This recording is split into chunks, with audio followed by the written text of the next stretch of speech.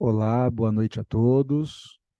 Nossa, estou tão acostumado com as salas menores, quando a gente vem para cá, a gente vê mais espaço.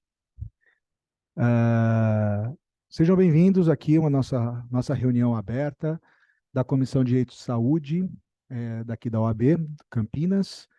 É um prazer, porque, sinceramente, é a minha área preferida do direito e é aquilo que eu tenho feito mais na minha vida profissional. E discutir esse tipo de assunto, essa área tão fascinante, é um privilégio. Como, como advogado, também, de estar presidindo essa comissão, no sentido de ser um facilitador e chamar outras pessoas também para as discussões. Eu acho isso muito legal. E ter gente de todo pensamento, espectro de pensamento, e eu acho que isso é muito importante para oxigenar as nossas ideias e em tempos tão perversos, onde pessoas gostam de ficar brigando por pontos de vista, a gente está congregando pontos de vista, é muito interessante e é bem satisfatório.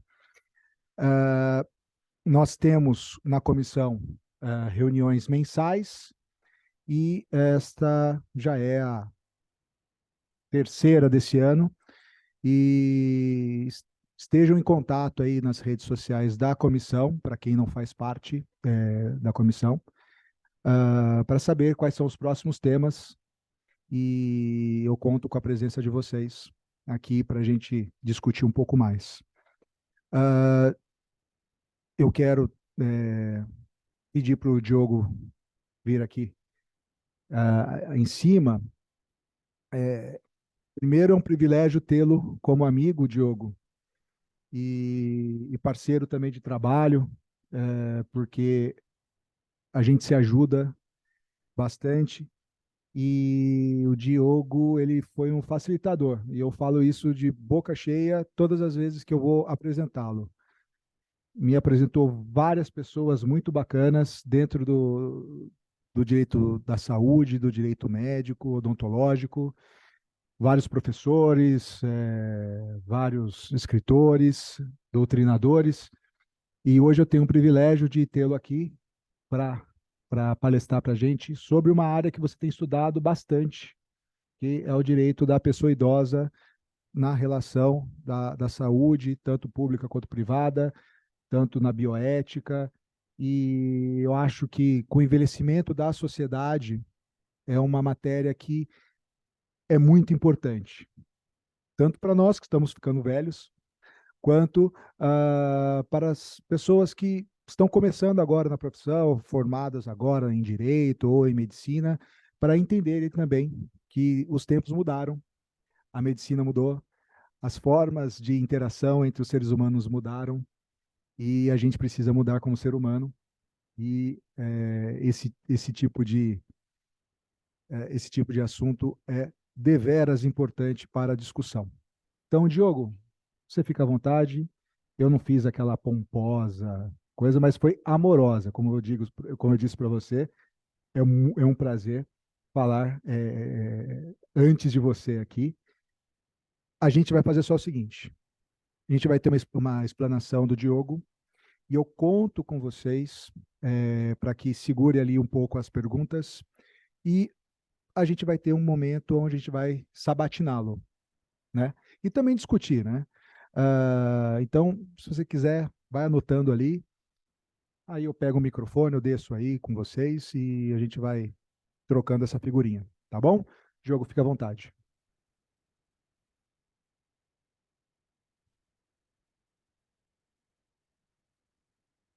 Bom, boa noite a todos.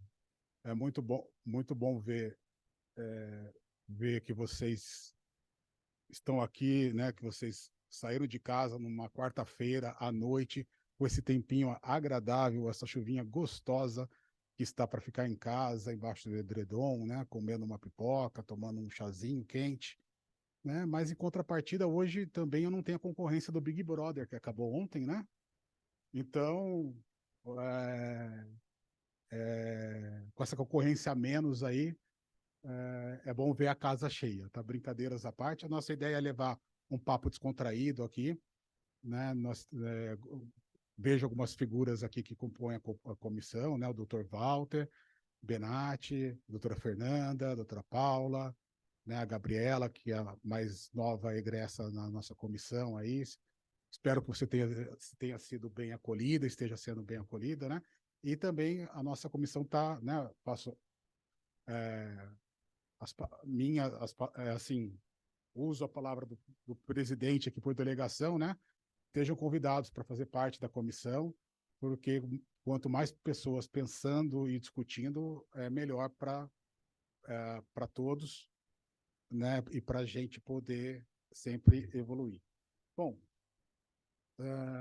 o tema que me foi designado para falar hoje, primeiro, antes de qualquer coisa, né? Quem aqui não é da área jurídica? Tá? Então, nós temos aqui. Vamos lá, por favor. Qual que é a sua área? Muito bom. Tá vendo? Eu tenho certeza que você vai ter muito a contribuir com a gente aqui, às vezes na sua ansiedade do dia a dia, trazer para a gente a sua experiência. Eu gostaria que você falasse, desse seu testemunho para a gente aí. Por favor, vocês que não são médicos, levantaram a mão, pode falar. Nós temos um médico.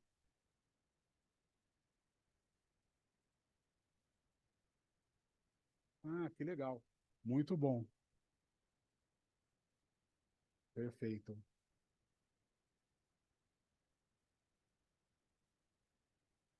Muito bom. Né, você conhece o Walter lá de Paulínia? O Walter está na prefeitura de Paulínia lá ainda, né? O Walter também é da gestão pública lá de Paulínia, ligado ao SUS. Tudo bom? E quem mais, gente?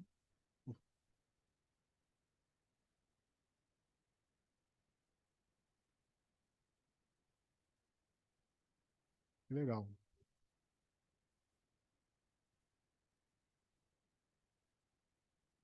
Aqui do Dr. Junqueira do São Leopoldo? Ah, o Dr. Junqueira, tá, já, da Tesios, né? Que hoje a filha dele que está tocando, né? Isso, meu irmão foi aluno do Tesios na anestesia, quando ele começou na anestesia, né? Na sociedade, né? Fundando a Sociedade de Anestesia, né? Tesios é um nome de peso aí, e hoje a filha dele carrega, né? Com muita dignidade o nome. Vamos lá, quem mais?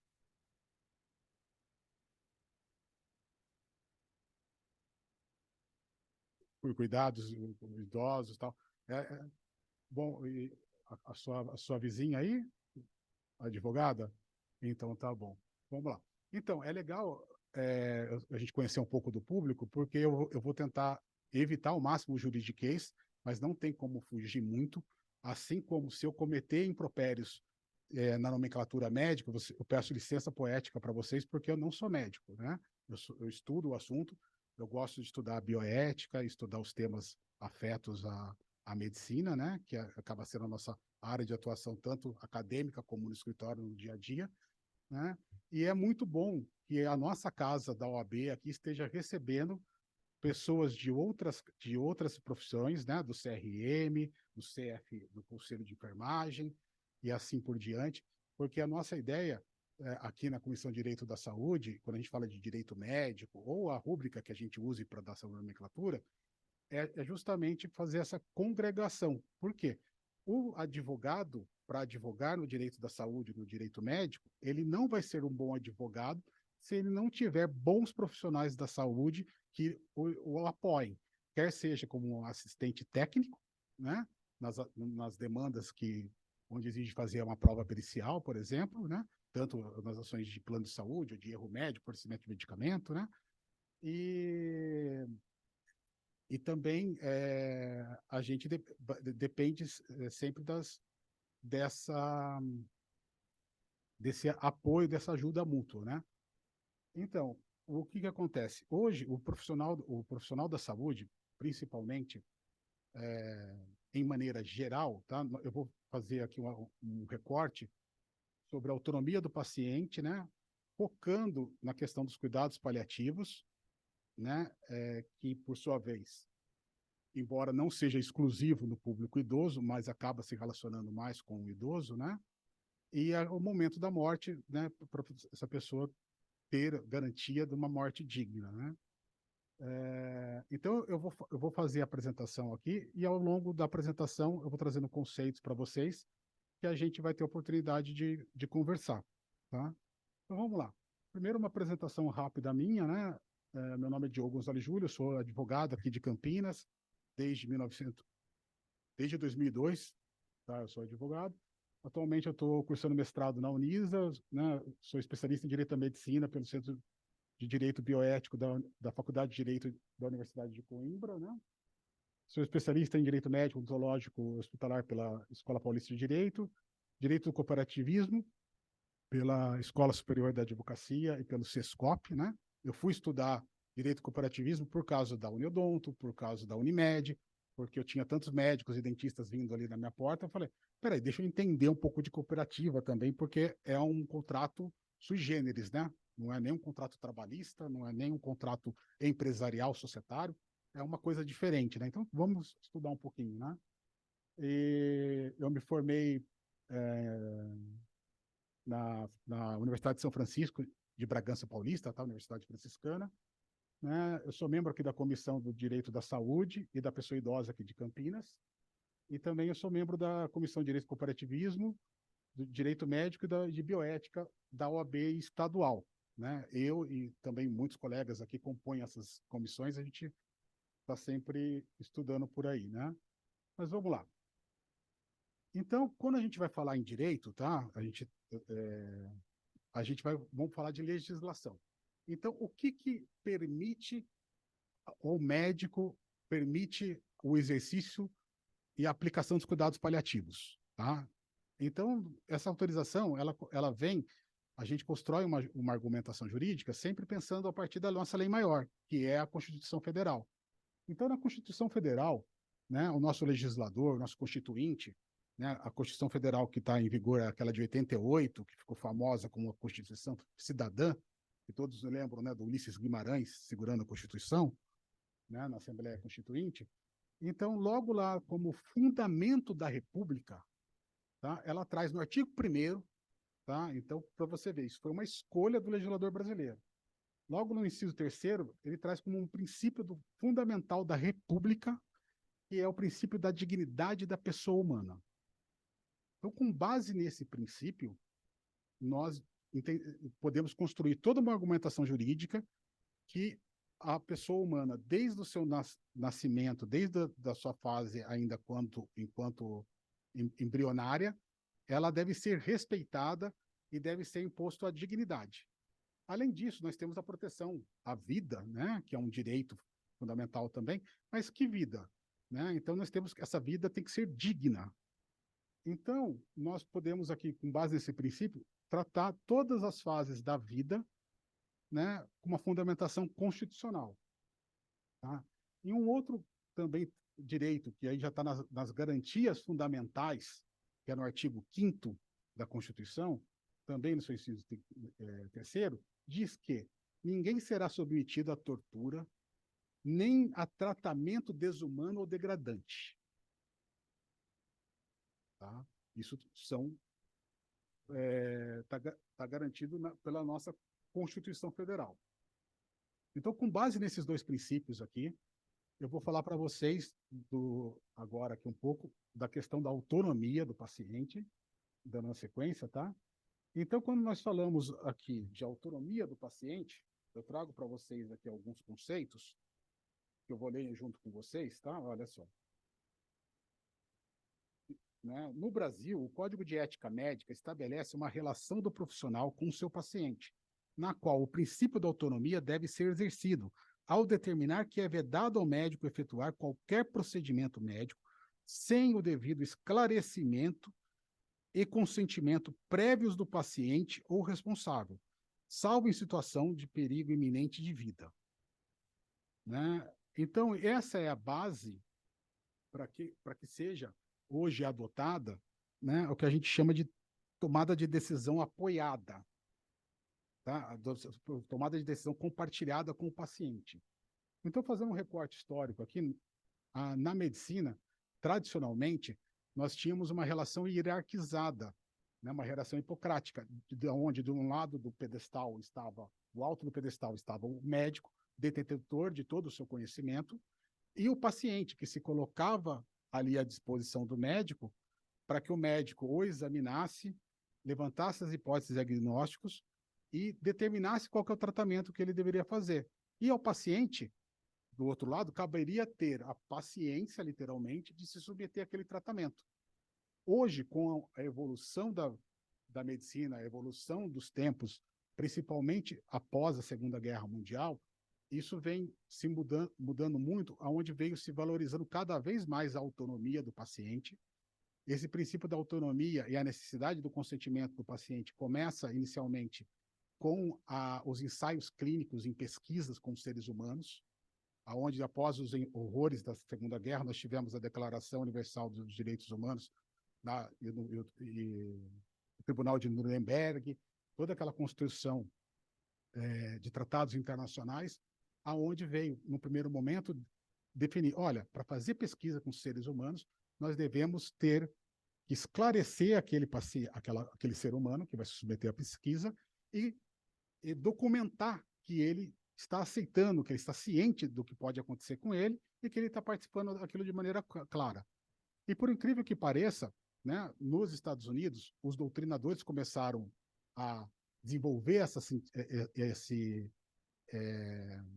esses princípios da bioética e da autonomia com muita força, mas no próprio quintal deles eles não aplicavam isso.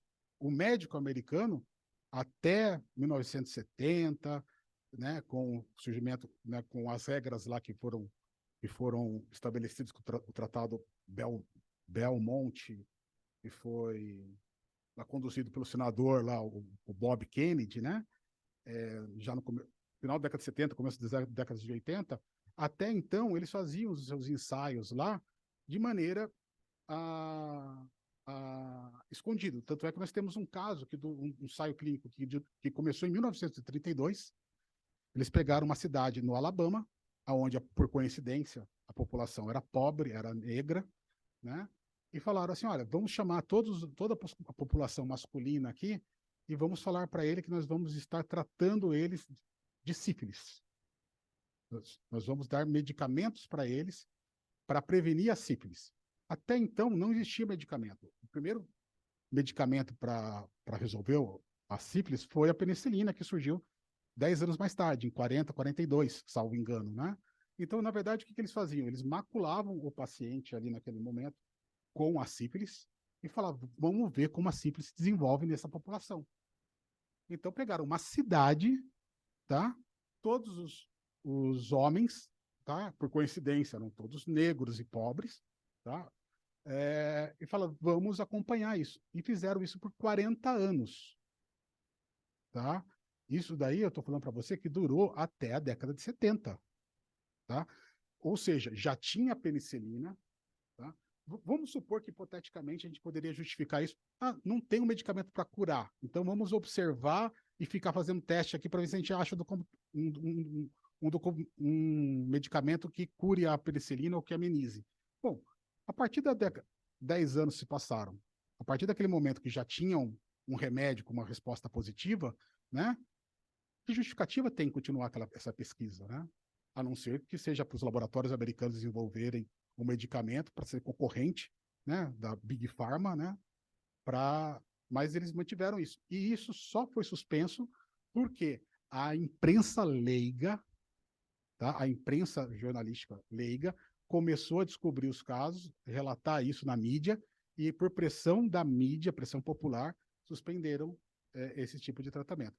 E, além desse caso, tem diversos outros casos que ocorreram no próprio quintal dos Estados Unidos, né? Ou empresas americanas fazendo isso, esses experimentos em outros países, tá?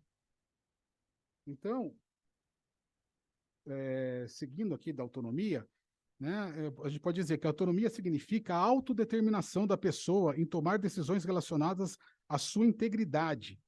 De forma óbvia, pressupõe a existência de opções válidas, liberdade de escolha e requer que o indivíduo seja capaz de decidir após o seu consentimento. Então, aqui nós temos a questão dos conceitos para a gente do direito, de quem é o capaz para decidir sobre você mesmo, né? Então, por exemplo, na medicina, nós temos o conceito de menor, defender sempre o melhor interesse do menor, né, da criança. Então, quando a criança é até 12 anos, de 12 a 16 são os ditos adolescentes ou relativamente capazes, né? E temos sempre a figura do pai respondendo pela criança, ou a figura do tutor, nos casos onde o pai não existe, né? E é delegado a um terceiro essa função.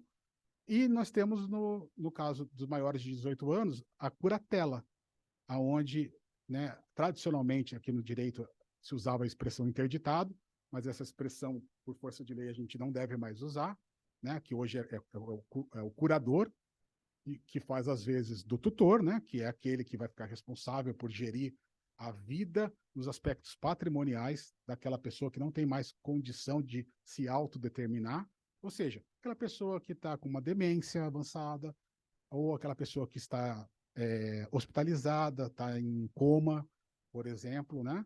Então, aquela pessoa que ela não pode mais responder por si. Então, tem a figura do curador, tá? Que esse no mundo ideal, mas em muitos casos no dia a dia a gente vê que a pessoa chega lá, não tem curador, não tá, né, não sofreu um processo de curatela e você tem que lidar com o familiar, né? E lidar com o familiar às vezes é mais difícil do que lidar com o próprio paciente, né? Mas vamos lá. O respeito à autodeterminação fundamenta-se no princípio da dignidade da natureza, acatando-se o imperativo categórico kantiano, eu trago um princípio de Kant aqui, e afirma que o ser humano é um fim em si mesmo. Ou seja, tem que se respeitar a vontade daquele paciente. Aquele paciente ele não é mais um número naquela instituição.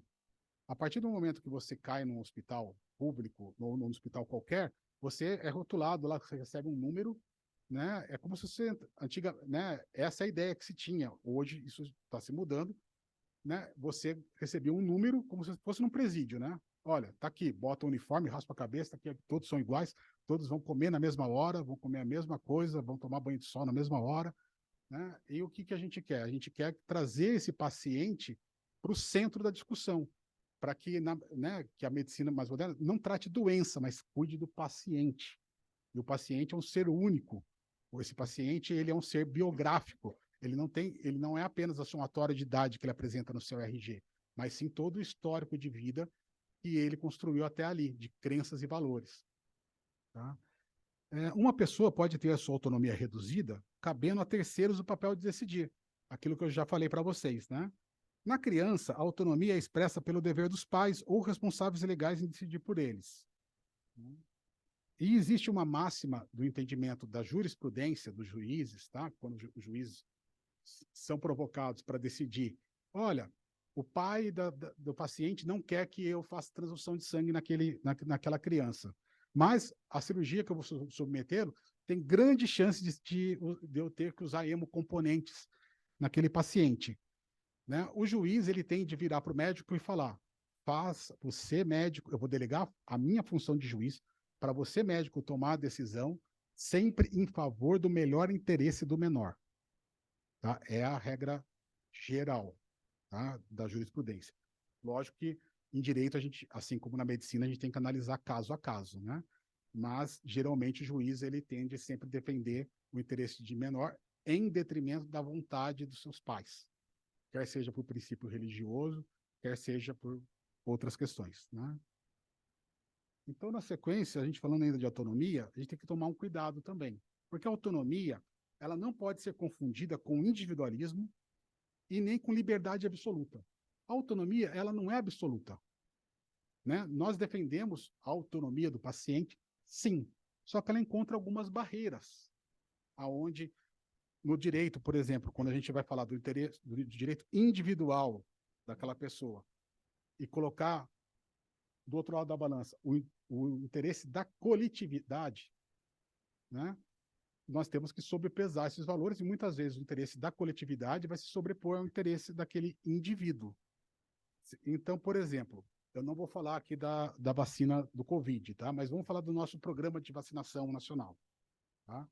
Que é uma coisa que existe no SUS desde 1990, né? Que vem sendo incrementado, né? O ano passado, ano retrasado, o professor Walter deu uma aula brilhante sobre isso lá na Sociedade de Medicina, né, Walter? Foi um evento muito bom, onde nós tivemos a oportunidade de ter uma imunologista também, a Raquel Stuck, né? Falando. Olha só, o Estado ele não pode fazer uma lei dizendo assim, é obrigado que todas as crianças tomem as vacinas do Programa de Imunização Nacional. Mas ele pode fazer leis aonde, por exemplo, ele torna difícil a vida dessa criança, desse pai, caso ele não cumpra suas obrigações. Por exemplo, se você não tiver com a sua carteira de vacinação do seu filho em dia, esse seu filho não pode se matricular na escola, quer seja pública ou privada. Então, é uma maneira indireta que o Estado tem de fazer valer o interesse da coletividade sobre o interesse do individual, né? Por quê? Nós estamos pensando numa saúde coletiva, num programa nacional que tem uma justificativa para isso, tá? Então, seus limites são estabelecidos com respeito ao outro e ao coletivo. No caso da medicina, acrescentam-se a ética, o humanitarismo, a legislação e, essencialmente, a ciência estabelecida. Também, um princípio máximo que rege a medicina, o médico ele tem a liberdade também, se de um lado tem a autonomia do paciente, do outro lado nós temos a liberdade, a autonomia do médico, que também não é absoluta. Ele, por exemplo, para prescrever um tratamento, para indicar um tratamento e colocar em prática perante o paciente, esse tratamento ele tem que ser reconhecido cientificamente pelas instituições, pela Anvisa, pelo Conselho, pela medicina de maneira geral.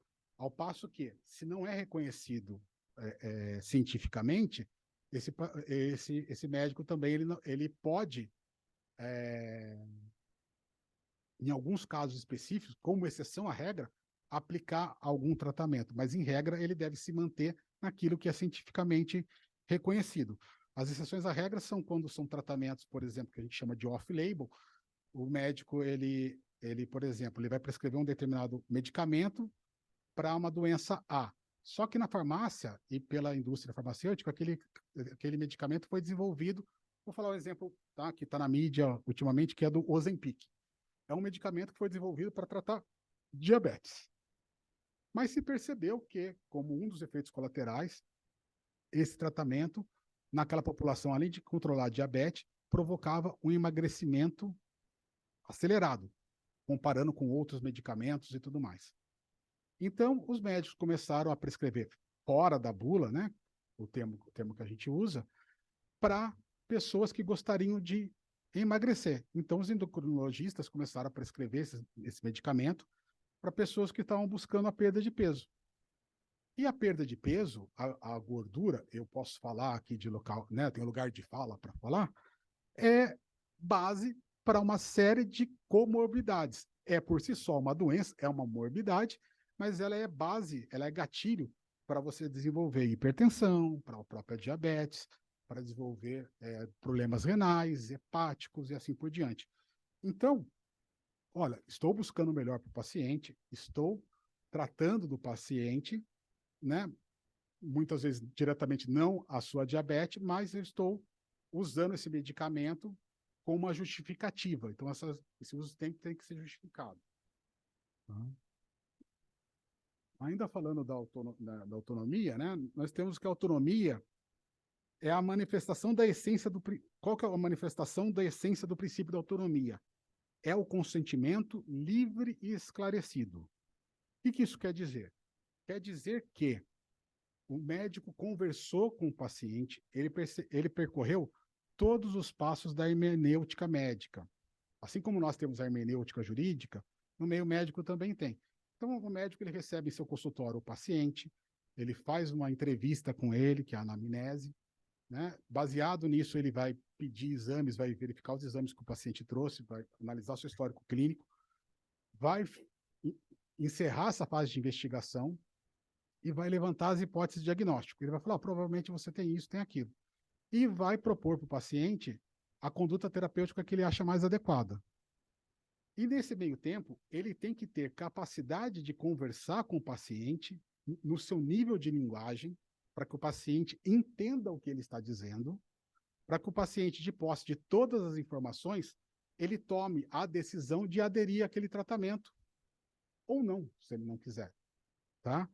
Então, o que é o consentimento? É o ato que o paciente permite, toma a decisão em conjunto com o médico de seguir naquele tratamento, naquele caminho terapêutico proposto. Tá? E o que eu costumo dizer, se a relação médico-paciente ela foi adequada desde o início, o momento do consentimento nada mais é do que a cerejinha no topo do sundae. Aquilo que a gente coloca lá no topo do sundae, o sundae já está bonito lá. Já foram colocadas as coberturas, as 3 bolas de sorvete, o chantilly, né, os confeitos. E falta o quê?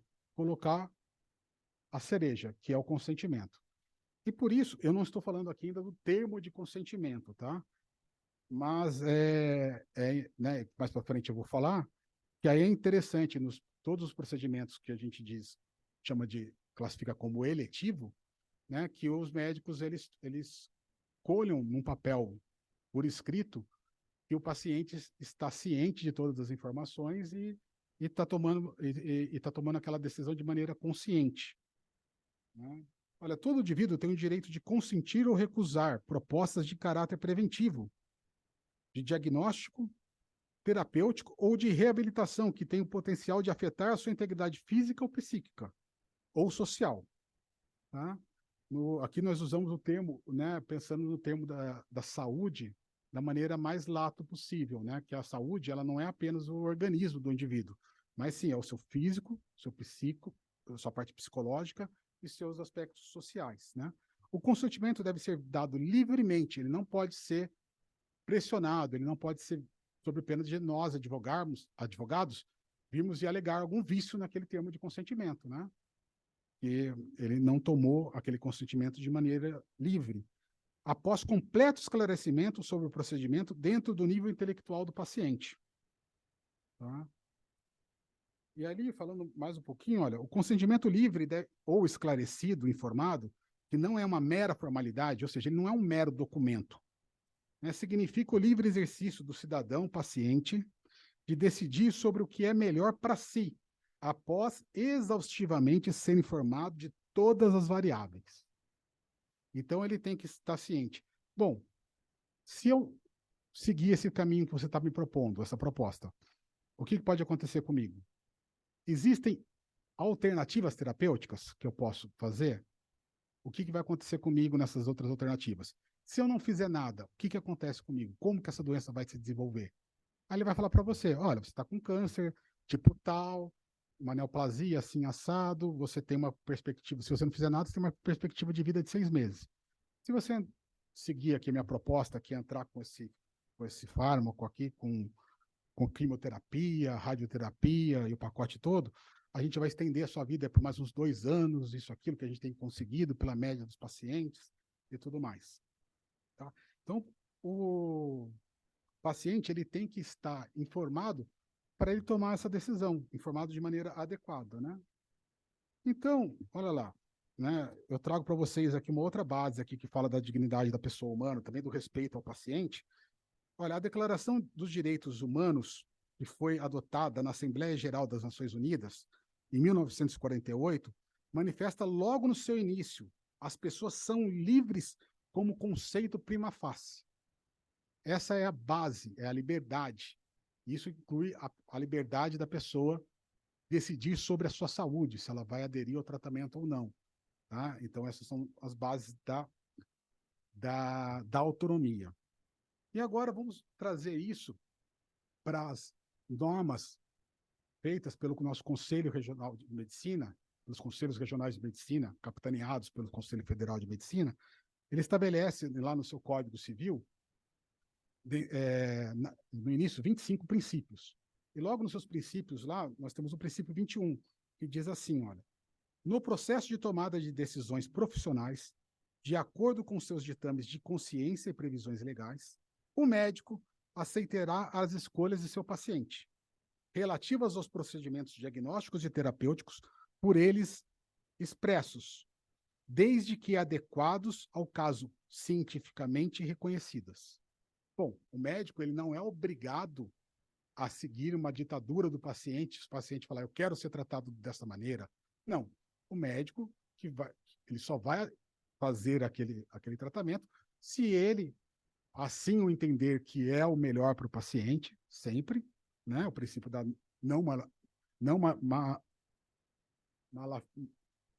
maleficência, não vai sair agora, que é não fazer mal ao paciente, a base de tudo, né? Sempre fazer o bem, né? E tem que ser reconhecidamente, cientificamente reconhecido, né? O paciente fala assim, mas eu quero tomar a pílula do Frei Galvão. Tudo bem, eu não vou proibir você tomar a pílula do Frei Galvão, mas você não deixa de fazer o tratamento alopata que eu estou te propondo. Né? Eu quero fazer reza, novena. Faça a sua reza, a sua crença, tá? Muitas vezes, principalmente quando a gente vai entrar no assunto de cuidados paliativos, isso é fundamental, porque a gente vai ver o paciente como um todo, tá? Mas não deixe, o médico ele não pode prescrever para o paciente pílula do Frei Galvão e falar, deixa de tomar quimioterapia, por exemplo. Por mais que o médico acredite nisso. Ali ele está como médico ele não pode fazer isso. Então, essas regras do Código de Ética Médica, assim como aqui na OAB, a OAB faz lei para os advogados cumprirem, e nós devemos seguir essas regras. No Conselho de Medicina, as regras são feitas para os médicos cumprirem, sob pena de infração ética, né? Então, vamos lá.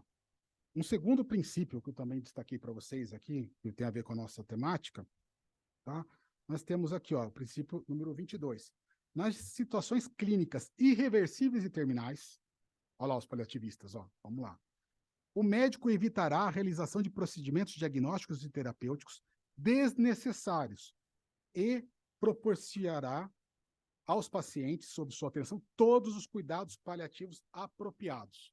Ou seja, esse Código de Ética Médico foi publicado em final de novembro, começo de dezembro de 2018. Entrou em vigor em 2019. Por isso que nos livros vocês vão encontrar como referência o Código de 2018 ou o Código de 2019, mas é o mesmo código que eles estão falando, tá?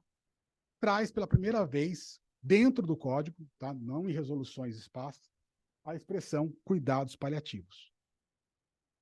Então, se alguém falar hoje que cuidados paliativos não é autorizado no Brasil, é falácia, é papo de gente que não conhece o assunto. Inclusive, os cuidados paliativos, salvo engano, agora, em 2019 ou 2020, ele foi integrado nas políticas públicas de saúde dentro do SUS. Ainda não existe uma unidade de cuidados paliativos em todos os hospitais públicos, porque é mais fácil fazer uma lei do que criar toda uma rede de estrutura, tá? Mas aonde existem esses cuidados paliativos, eles são, sim, legais. Tá? E isso vem de encontro lá com o princípio da dignidade da pessoa humana, que é o artigo lá que eu trouxe para vocês, né? Que está logo no seu artigo 2º, e aquela regra do inciso 3º do artigo 5º, que é ninguém é obrigado a se submeter fisicamente a tratamento e... Deixa eu só lembrar o texto aqui para vocês, para não falar bobagem. Que ninguém será submetido a tortura nem a tratamento desumano ou degradante. Ou seja, aqui fala o seguinte, olha só.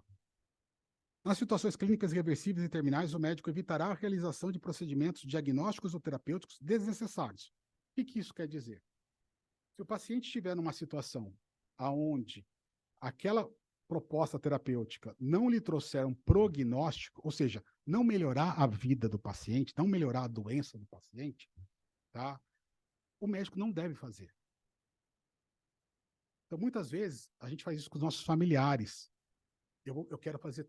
Papai não vai morrer. Eu tenho dinheiro. Né? Não, eu vou buscar no Einstein. Eu vou levar papai para o Einstein. Eu vou levar papai para o Sírio. Tá? Desculpa estar falando nomes aqui, mas são nomes públicos, né? Não estou cometendo nenhuma falta ética aqui, né? Né? E muitas vezes nós impomos ao nosso familiar que está numa fase de terminalidade de vida, que já não tem mais alguma coisa que a medicina possa fazer por ele, nós vamos impor a eles que eles sejam sujeitos, muitas vezes, de pesquisa da indústria farmacêutica. Aonde o médico que conduz lá, aquele médico, ele usa agora a droga tal. Por quê? Essa droga tal, ele está fazendo um estudo clínico, que ele vai fazer, provavelmente, a encomenda do laboratório, e tem que ter esses estudos, tá? Não estou recriminando o fato dos estudos, né? Mas tem que estar claro, tem que estar ciente, né? Onde você vai submeter o seu pai a ser injetado, viver num ambiente hospitalar seus últimos dias, no frio, ser acordado a todo momento, porque ali dentro ele vira praticamente um objeto. Olha, está na hora de dar o seu remédio. Não interessa se você está dormindo ou não. Eu vou dar o remédio de cada 3 em 3 horas, vou seguir o protocolo, né? E ao passo que, de outro lado, o que se recomenda hoje é que entre com os cuidados paliativos. Tá? Eu vou ler mais alguns artigos para vocês e vou voltar a falar de cuidados paliativos. Tá? É que a gente do direito, a gente tem que falar de lei. Tá? E aqui eu estou falando da legislação que autoriza vocês a exercer a profissão. Né? Eu sei que hoje, talvez, não seja mais o discurso, mas eu lembro, há 5 anos atrás, nessa mesma tribuna aqui, quem praticava cuidado paliativo era acusado de praticar eutanásia. Tá? Eutanásia é quando você, um agente, toma uma ação, uma omissão, com o intuito de abreviar a vida de alguém. Tá? Então, por mais que seja por uma atitude piedosa, isso no Brasil ainda é crime. E ninguém discute se no Brasil é crime ou não a eutanásia. Tá? Que crime que é? Matar alguém. Está no Código Penal. Tá? Agora, quantos de vocês, os seus familiares, tá? Porque eu sei que vocês aqui nunca fariam isso, tá? Nem os profissionais da saúde e nem os colegas do direito aqui, porque, né? Mas vamos pensar na sociedade aí, tá? Quantos de vocês já viram, ou tanto profissionais da saúde e como familiares, falar assim: vamos fazer de tudo pelo meu parente, vamos impor a ele tratamentos até o último, vamos mandar ele tomar cogumelo do sol, vamos mandar eles, se manda, entendeu? Tomar um chá de não sei o quê, você faz de tudo, você está desesperado, né? Só que isso todo mundo faz e todo mundo aceita, porque a gente vive numa sociedade latina, né? Nós temos esse apego. E isso também é crime. Tá? Você está praticando a distanásia, né? Que é o termo que a bioética cunhou para isso, que é quando você pratica tratamentos desnecessários, que não vão trazer benefício para aquele paciente.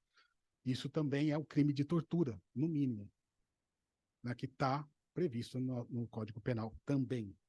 Só que é aceito pela sociedade. A nossa sociedade clama ainda pela distanásia. Nossa sociedade acha que a distanásia é o normal. Vamos lá.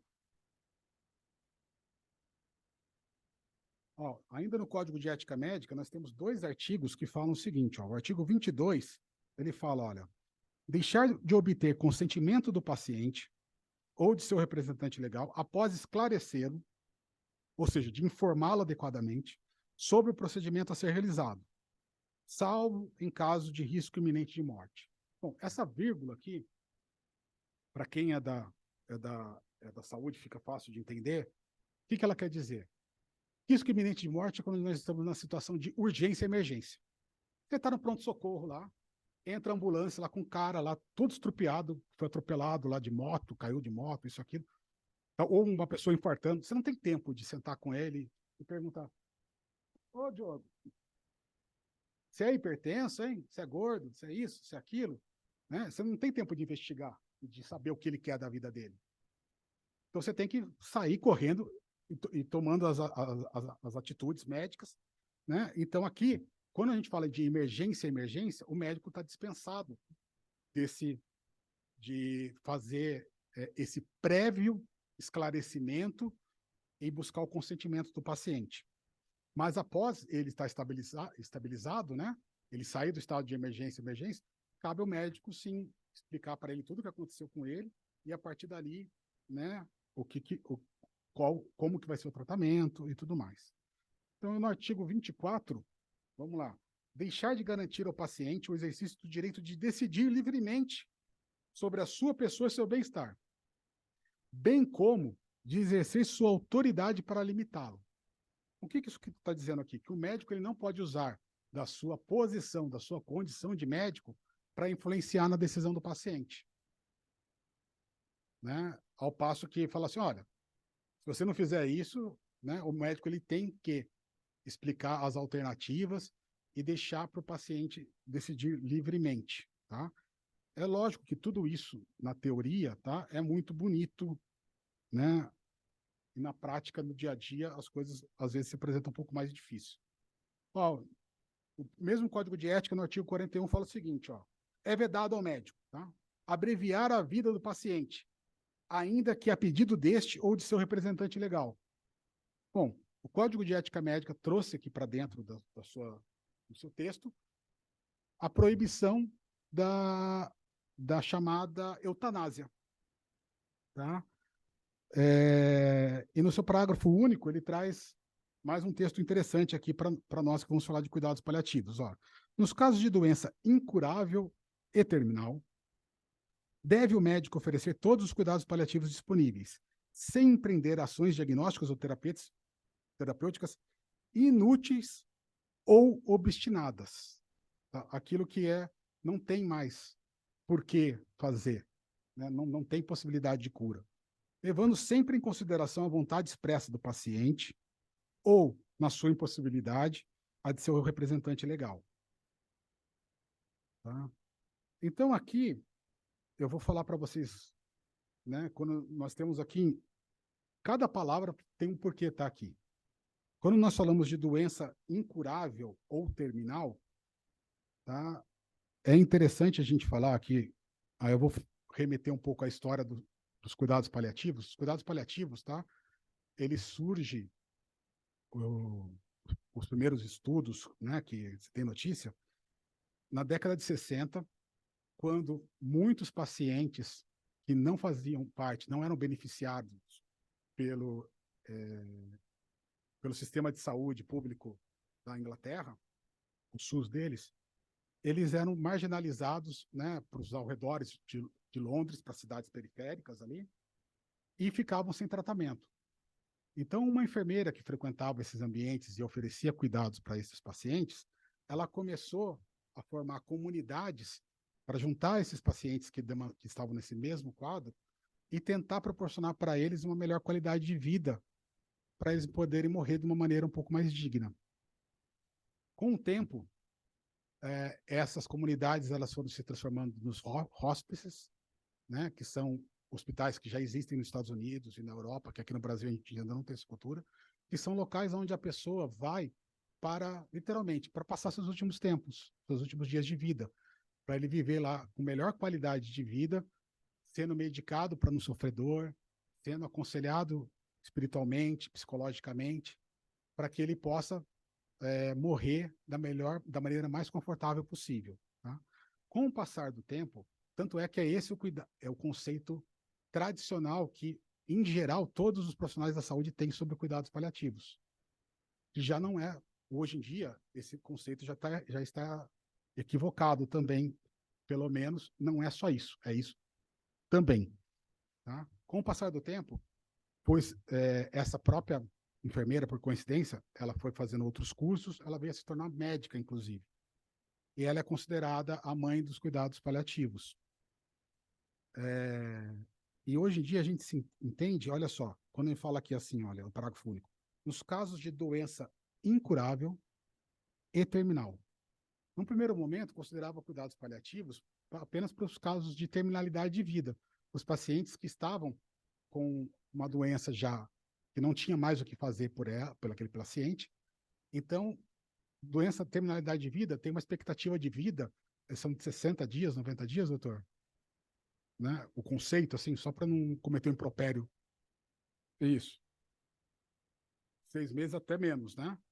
Então, né, antigamente se entendia isso. Bom, geralmente, quem que ia para cuidados paliativos? Era aquele paciente que não tinha mais nada para fazer na medicina curativa, terapêutica, diagnóstica. Bom, vamos dar conforto para ele poder morrer numa nice, tá? Para a gente falar um termo legal aqui. Para tentar ser engraçadão, tá? Mas vamos lá. Hoje, já se considera, olha, a partir do momento que a pessoa é diagnosticada com uma doença incurável, o que é uma doença incurável? Vamos supor, uma doença que não tem cura, né? Se a gente observar. Por exemplo, uma pessoa declarada HIV positivo, com 25 anos de idade. Hoje, com toda a tecnologia de medicamentos que nós temos, ele tem uma qualidade, uma sobrevida, uma qualidade de vida equiparada a uma pessoa que não tem, não tem AIDS desenvolvida, né? A síndrome. Esse paciente, a partir do momento que ele recebe esse diagnóstico, é uma doença incurável. Assim como quando eu recebi lá aos meus 25 anos o meu diagnóstico de hipertensão, também é uma doença incurável. Eu vou tomar antihipertensivo pro resto da vida.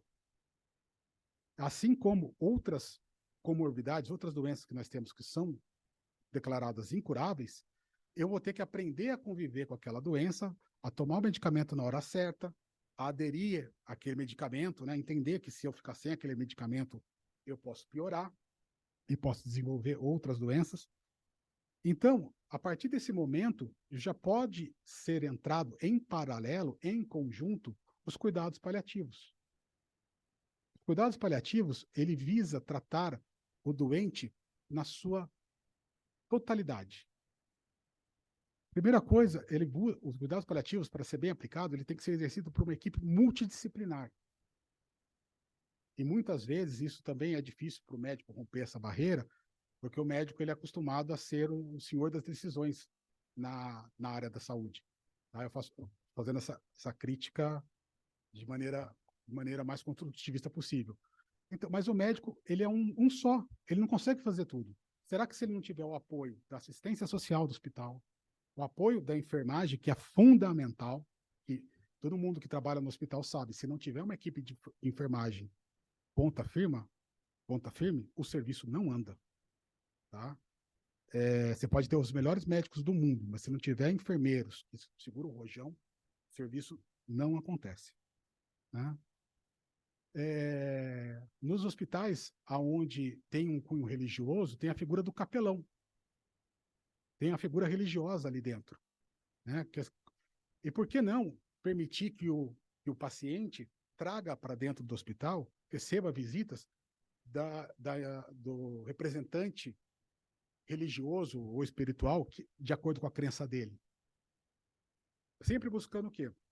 Estabelecer o melhor conforto para o paciente. O paciente, já quando ele já está hospitalizado, todas essas informações, todos esses cuidados que ele vem recebendo, vêm a se somar para a sua qualidade de vida. E muitas vezes, aqueles 6 meses que ele tinha de tempo de sobrevida se estende, porque ele passa a sofrer menos, a influência psicológica daquela toda a equipe passa a ter um efeito positivo sobre aquele paciente. Além disso, cuidados paliativos não cuida só do paciente, cuida da família. Porque quando uma pessoa está doente, toda a sua família adoece junto. Toda a família entra num processo de sofrimento. Toda a família não quer ver aquele parente sofrer. Tá? Salvo né, na novela das 8 do Manuel Carlos, né, que tem sempre lá uma vilã, né? Mas em geral as pessoas não querem ver o seu parente sofrer. E também começa a educar, a preparar esse familiar para compreender o que está acontecendo com o paciente.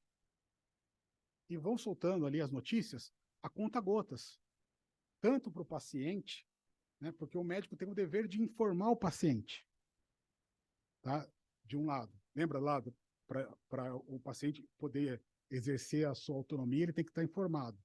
Agora, mas tem exceções à regra. Por exemplo, se eu der o diagnóstico de câncer para o meu paciente, pode ser que ele saber disso de maneira súbita vai causar mais mal para ele do que o próprio câncer. Então, o médico tem que ter o tato também de como dar a informação. Então, a figura da comunicação entre o médico e o paciente, a equipe multidisciplinar, o paciente familiar, é cada vez mais estudada, cada vez mais trabalhada, e o pessoal dos cuidados paliativos, eles acabam tendo uma abertura maior para receber esse tipo de aderir a essas novidades, né? Do que aquele médico cirurgião que está acostumado, ele nem conhece o paciente, ele entra na sala cirúrgica e fala, quem que está aqui hoje? Quem que eu vou operar? Ele vai lá, está pintado de azul o joelho X, o joelho direito lá, ele vai operar o joelho direito. Né? Se quem pintou o joelho errado, o médico vai fazer o serviço dele ali. Ele é um médico mais frio, geralmente. Tá? E, e tem que ter os dois médicos. Não estou demonizando um e nem deusando o outro. Tá? Então, para a gente falar um pouco mais de cuidados paliativos, hoje se considera cuidados paliativos todo esse cuidado disponibilizado ao paciente e a seu familiar, de maneira multidisciplinar, para que ele alcance ali não apenas um conforto físico, não é só de administrar, vamos dar morfina para ele não sentir dor. É isso também, tá? Porque infelizmente, ou felizmente, tá? No Brasil, quando saem alguns estudos assim, ranking mundial de uso de morfina por prescrição médica. Aí bota lá Estados Unidos, Canadá, tal, o Brasil é um dos últimos. Olha que legal, o Brasil está longe de sofrer, igual nos Estados Unidos, lá uma crise de opioides. Onde nós temos, para citar a série do House, né, onde ele é viciado no Ocadin. Ocadin é um opioide que nos Estados Unidos, lá, muitos realmente tem um efeito colateral lá de muitos pacientes que se viciam, né, em opioides.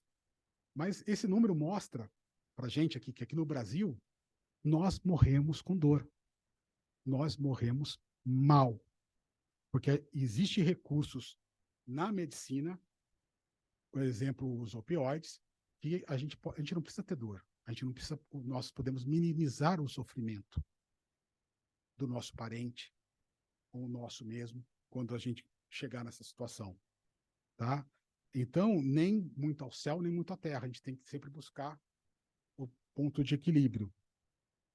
Então, hoje, quando nós falamos em cuidados paliativos, e nós vemos na mídia muitos discursos, nós vimos o caso da Prevent Senior recentemente, há alguns anos atrás, tá? Não era bem cuidados paliativos, mas também a gente viu impropérios que foram cometidos pela mídia com aquela médica da UTI lá de Curitiba, e no final ela veio a ser absolvida em todos os processos. Né? Nós tivemos ontem na mídia aí um caso de uma moça carioca que a mídia fala assim, ela foi internada para tirar 3 miomas, saiu do hospital com o braço amputado. Peraí, vamos entender, antes da gente sair replicando essa notícia, né? Ela era uma pessoa que ela tinha uma série de doenças, comorbidades, problemas de vascularização. Ela, ao fazer a cirurgia, ela teve que fazer, a cirurgia complicou, ela teve que retirar todo o ovário, eram 17 miomas, era um problema tão grave que, mesmo internada e tudo mais, ela desenvolveu trombose, ela foi encaminhada para o Centro de Especialização do Estado do Rio de Janeiro, em vascular, aonde ela foi, infelizmente, para preservar a vida dela, ela teve que amputar daqui para baixo, porque ela estava com uma trombose. Se não fizesse isso, ela estava morta. Só que aí, o que vem de jornal? né? Então, nós, como profissionais do direito, que estamos estudando essa área, não nos é permitido sair repetindo bobagem por aí. Antes da gente sair divulgando fake news, vamos estudar, vamos entender.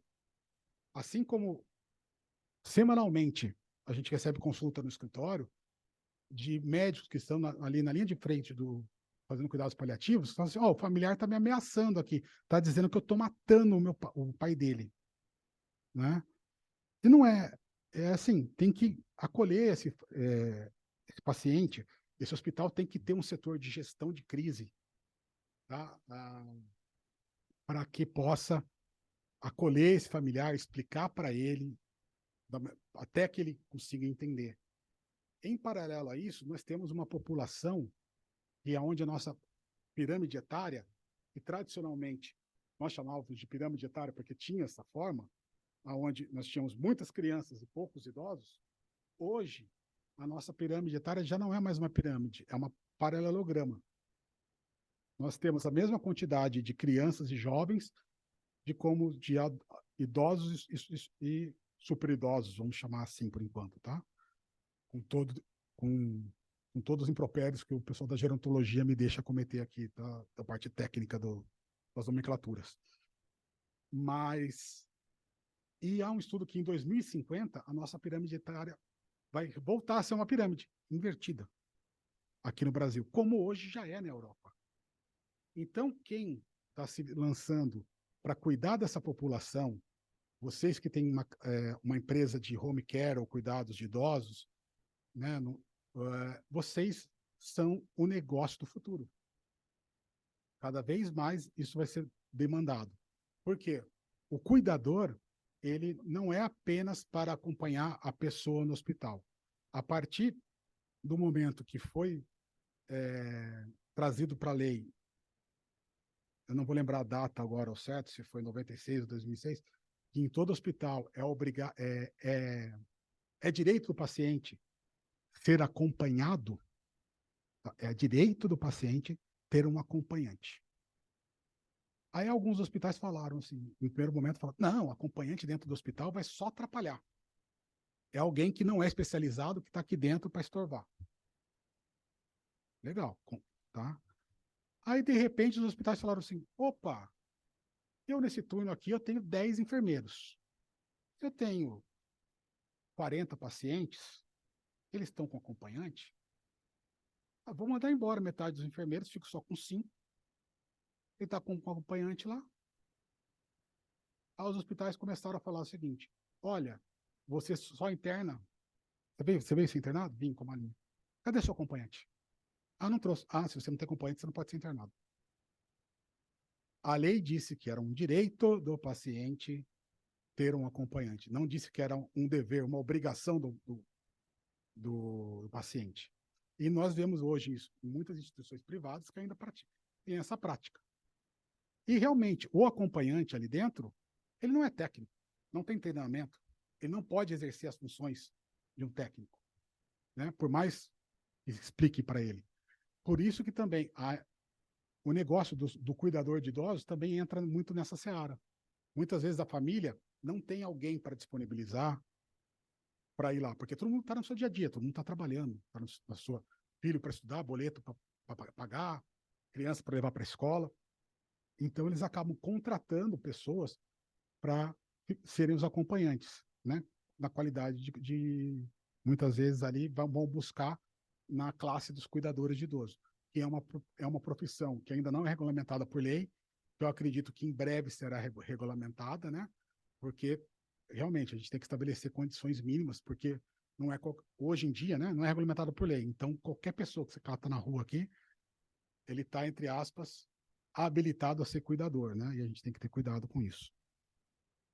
Então eu trouxe para vocês aqui, né, a base legal dos cuidados paliativos, né? Tentei dar um panorama geral do conceito de cuidados paliativos, como ele deve ser interpretado, né? E a base legal que o autoriza, que hoje ele inclusive, Tá? A aplicação dos cuidados paliativos, ele gera impactos orçamentários, inclusive, para políticas públicas. É uma população que se propõe e usa os cuidados paliativos, gasta muito menos com medicina intensiva. E quanto que é a diária de uma UTI? Né? Quanto que é uma diária de leito do cuidado paliativo? Por mais usando a equipe multidisciplinar toda. Né? Então, desde a resolução 1805 agora de 2012, 13, né? Quando 2016, 6, que foi na gestão do Clóvis, né? Do Clóvis Francisco Constantino, né? 2006, isso daí. Tem uma resolução do Conselho que autoriza entre aspas, tá?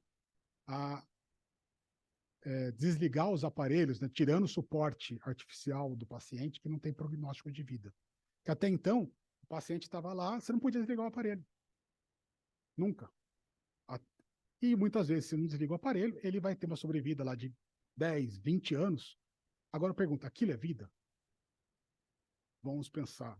É vida porque o coração está batendo, porque o encéfalo está funcionando. Mas é vida digna? Que é aquilo que a gente quer proteger de verdade? Que dignidade tem naquilo? É dignidade para quem? Para o familiar? Ou para o sujeito que está passando por aquilo lá, que é o paciente? Será que ele não merece que a morte chegue ao seu bom termo, no tempo certo, de maneira natural? Né? Então, desde 2006, né, os médicos já tinham uma autorização para agir dessa forma, mas eu cansei de ver médicos tendo que responder em delegacia, responder em CRM, ou responder judicialmente, porque a família entendia que aquilo era uma prática de uma eutanásia, que você estava desistindo do paciente, que você estava querendo liberar vaga para outro doente que desse mais dinheiro para o hospital. Né? Bom, gente, então eu ia falar um pouco sobre a questão do representante legal, né? Falar de diretivas antecipadas, né? Que é o testamento vital, o mandato duradouro, mas eu já esgotei o nosso tempo aqui e já passei de 1 hora da nossa fala, e eu quero que vou abrir para a gente poder conversar e debater aqui, aproveitando a presença da nossa plateia aqui tão qualificada. Bom, gente, eu vou pular aqui os meus slides, porque eu falava da resolução dos cuidados paliativos, da diretiva antecipada de vontade, né? Aqui está a questão da recusa terapêutica, né? Aí eu ia falar né, que hoje não tem lei que regulamente as diretivas antecipadas de vontade, apenas uma resolução do Conselho, que não faz parte ainda do Código de Ética Médica, né? Porque não tem lei que autorize, mas tem um projeto de lei tramitando no Congresso, que a gente está sempre acompanhando, tentando agir lá com animus curiae, né? Sempre quando a gente pode participar nas audiências. E eu trago para vocês aqui, deixo meu muito obrigado, deixo meus contatos aqui, no e-mail e nas redes sociais. Estou à disposição para conversar com vocês sobre cuidados paliativos, sobre a gente fazer outros encontros, outras reuniões, para a gente debater com outros atores, né, com o pessoal da área da saúde, da área da psicologia, para a gente poder disseminar essa ideia. Eu acho que hoje o maior adversário do cuidado paliativo é a falta de conhecimento da população em geral e também dentro da classe médica. A classe médica ainda tem uma visão de cuidado paliativo, aquela da década de 60. Né? Peraí, eu que estou aqui, sou oncologista, e estou lutando para a vida desse paciente, eu só vou abrir mão do meu paciente para cuidar dos paliativos quando não tiver mais nada para fazer. Isso, para mim, é uma derrota. Porque o médico é forjado nos bancos da graduação para lutar, para salvar a vida o tempo todo. E muitas vezes, né, ele tem que mudar a chavinha e falar, eu tenho que fazer o melhor para o paciente. O melhor para o paciente nem sempre é lutar contra a morte. A morte é natural. A morte faz parte da vida. E nós temos que naturalizá-la. Tá? Hoje nós vivemos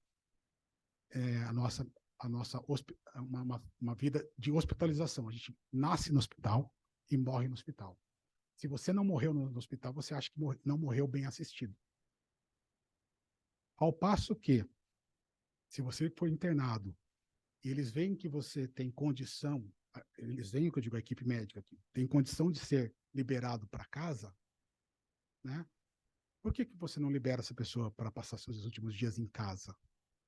Recebendo, às vezes, um cuidado de home care, se for necessário, mas você vai possibilitar para aquela pessoa viver de maneira confortável, fazer todos os resgates que ela tem do passado, né? Fazer as pazes com o familiar, que às vezes não conversa, com o filho, com quem brigou lá por bobagem, com as suas crenças religiosas, né? E muitas vezes fazer o seu planejamento sucessório.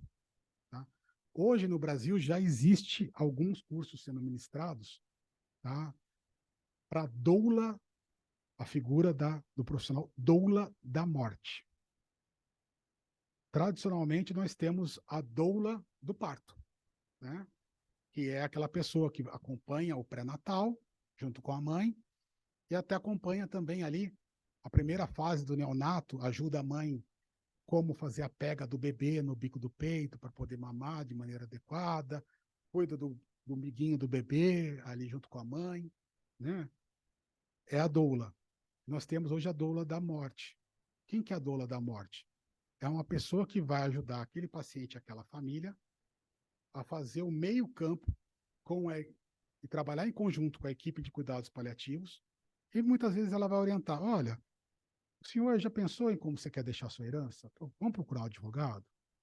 Vai trazer ali, ela vai ser uma facilitadora nessa operacionalização, tá? Que a pessoa tem que ter uma qualificação, não é uma profissão regulamentada também, mas já existe em outros países essa figura da doula.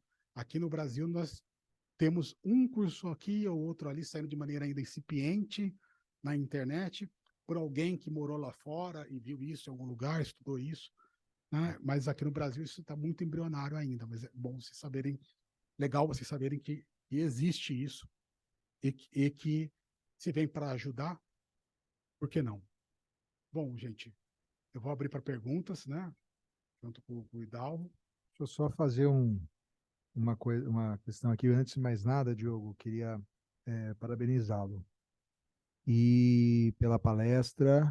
É muito bom a gente estar falando abertamente sobre, sobre essa questão dos cuidados paliativos. E eu vou até falar que foi bom você não falar sobre diretivas e mandato duradouro, porque eu acredito que poderia ser um belo de um tema para um próximo evento. Sim, E 3 anos atrás, a nós gente fizemos, falou na pandemia, nós fizemos nossa primeira reunião online, foi sobre isso. cuidados paliativos. É, E testamento vital. testamento vital com a doutora Natália, acho que a gente falou um A pouquinho gente sobre isso. falou, né? Eu falei sobre telemedicina, né? A gente fez várias Isso. reuniões, né? Que agora não. E eu acho que é um belo de um tema a gente tratar, porque essa questão do representante é muito importante para quem trabalha diretamente com cuidados paliativos, porque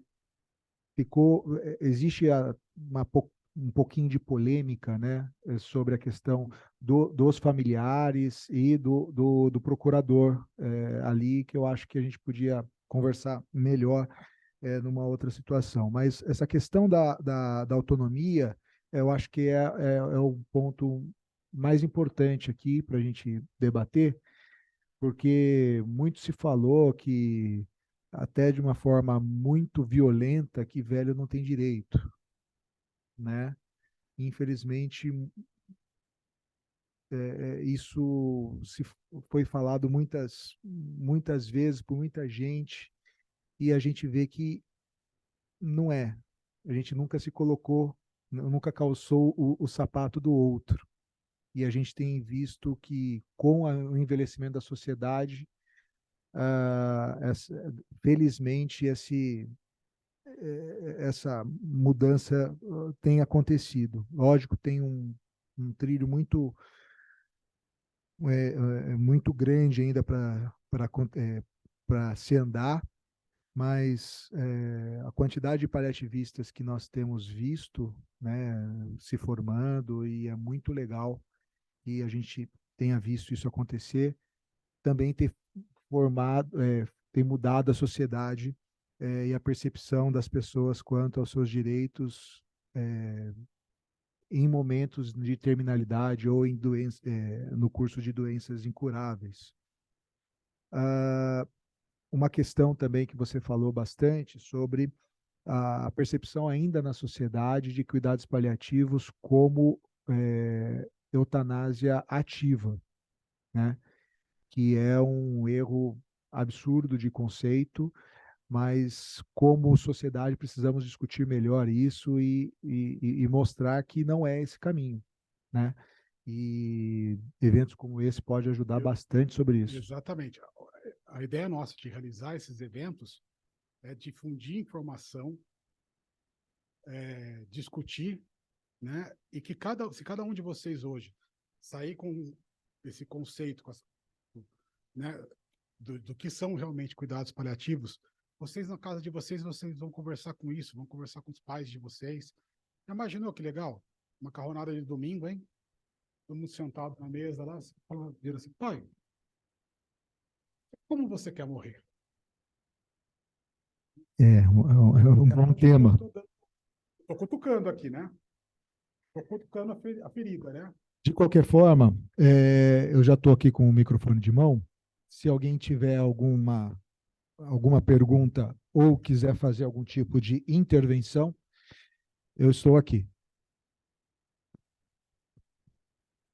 Desculpa, é que está sendo gravado, Leonardo, então você vai ter que falar no microfone. Boa noite.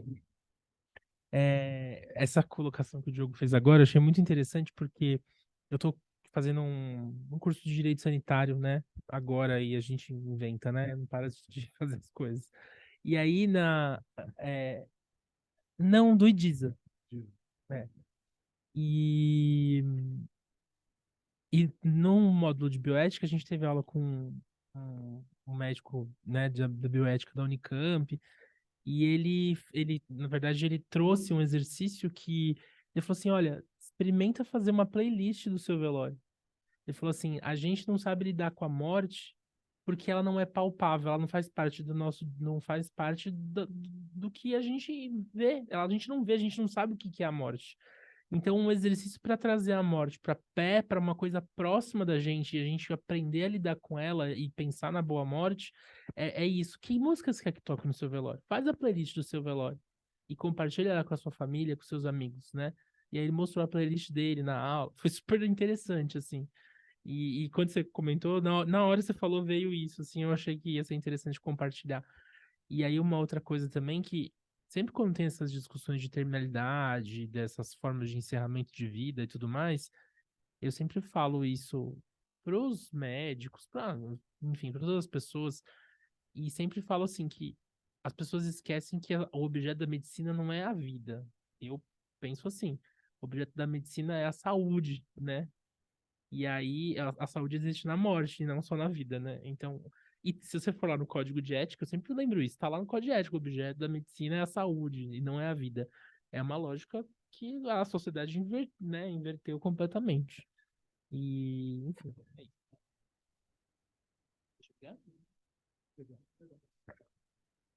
Legal esse exemplo que você trouxe, né? Uma maneira também da gente pensar na nossa morte, eu e o Dalva, a gente teve a oportunidade para participar de um workshop aqui em Campinas, ministrado pela doutora Luciana Dadalto, né, Dalva? Onde ela trouxe a seguinte proposta para a gente. Olha, eu vou dar um prazo aqui de tantos minutos para vocês fazerem uma carta de despedida, porque vocês vão se matar amanhã. O que você vai escrever nessa carta? Para quem você vai deixar alguma coisa escrita? Você vai pedir desculpa? Né?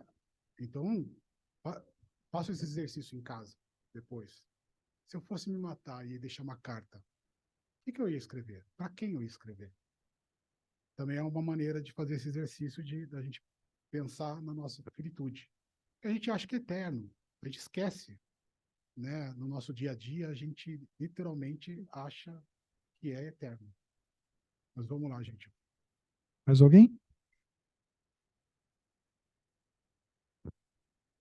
Vamos lá.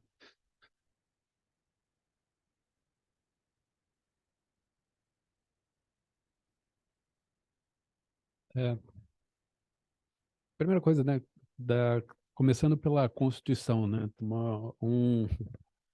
um aspecto que eu reputo interessante, né, é que a Constituição nos garante o direito à vida, né, eh, assim como garante uma vida digna, pelo menos é o que deveria, é o que se busca, né, a sociedade que escreveu essa Constituição busca.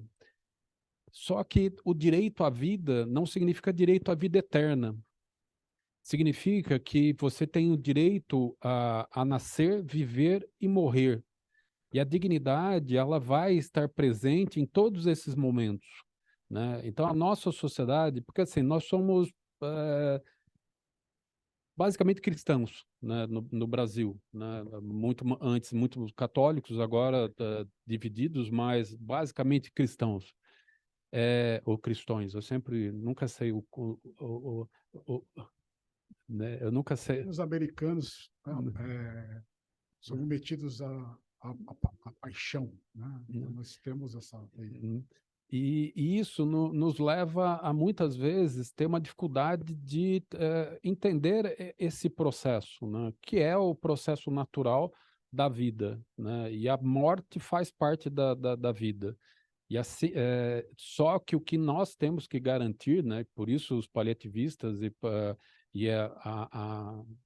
deveria ser o objetivo da sociedade é que seja uma morte digna.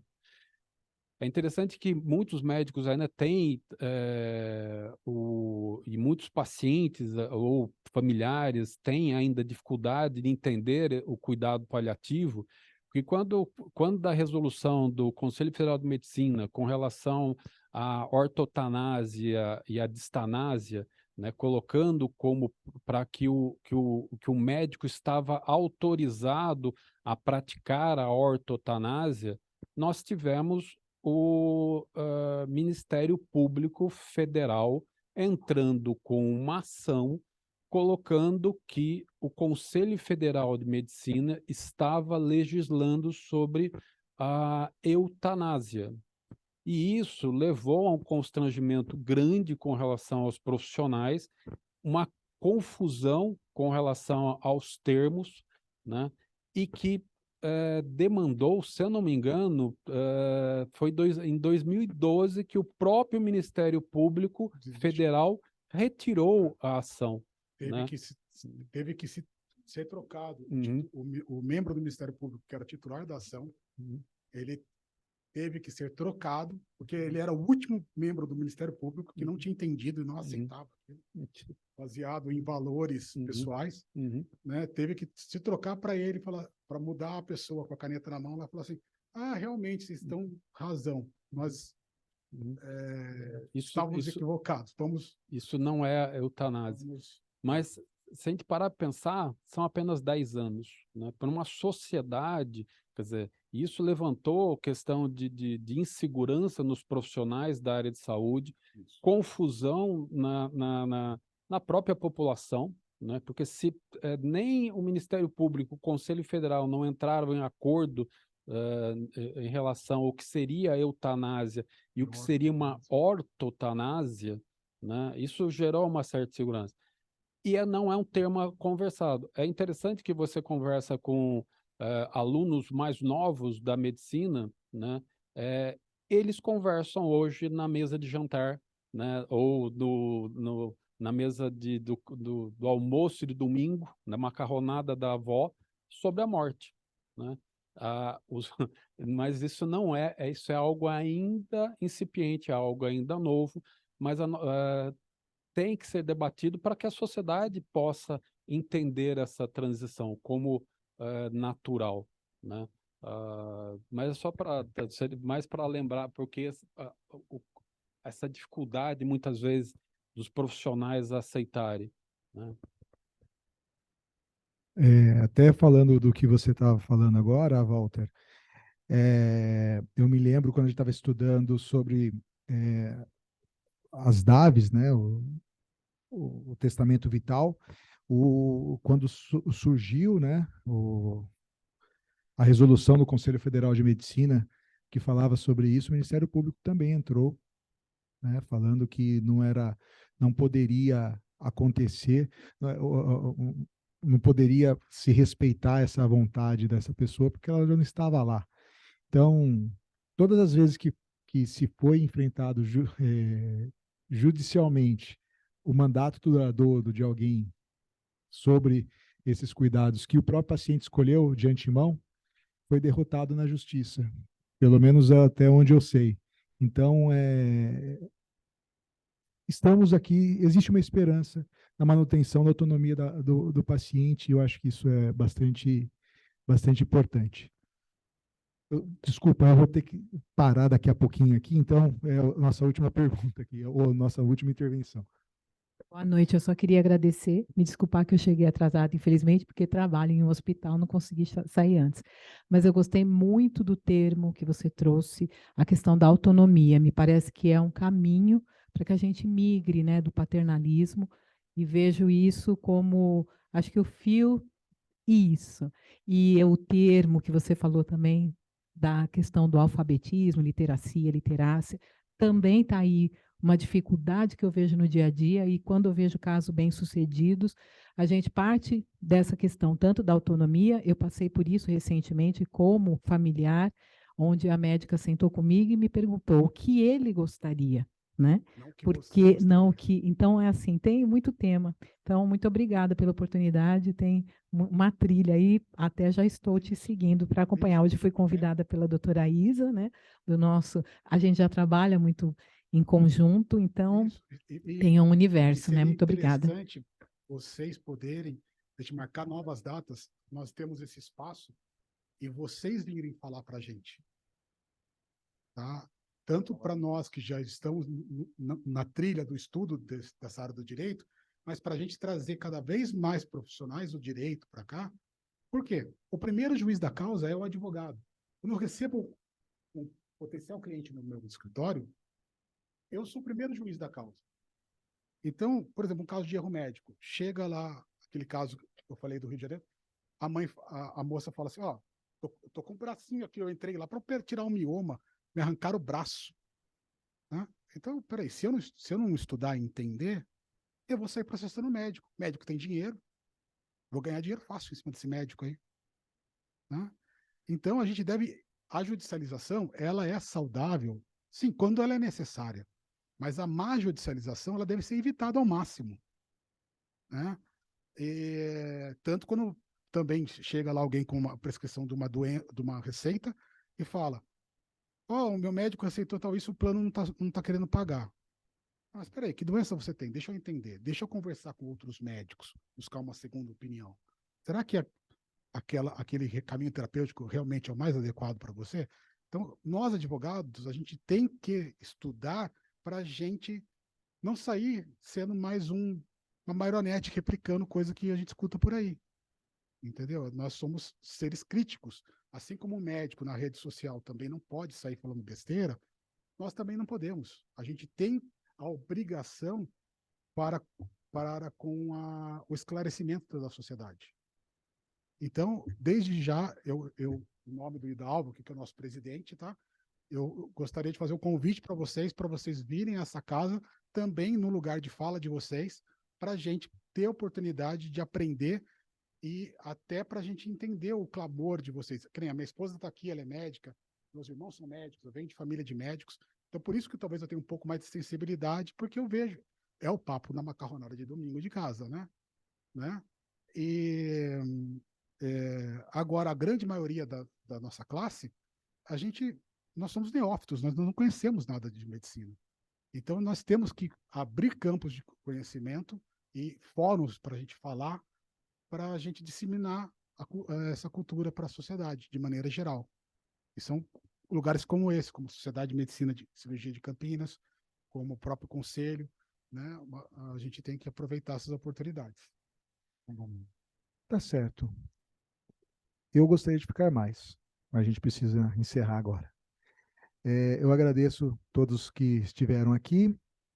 Convido a vocês a nos seguirem nas redes sociais, Comissão Direito de Saúde OAB, no Instagram. ou siga o Diogo e procura lá nos amigos do Diogo lá e vai dar tudo certo. Uma boa noite a todos e eu peço para os membros da Comissão do Direito de Saúde aqui da OAB se dirigirem ali em frente ao painel para a gente só registrar a nossa presença aqui. Uma boa noite a todos.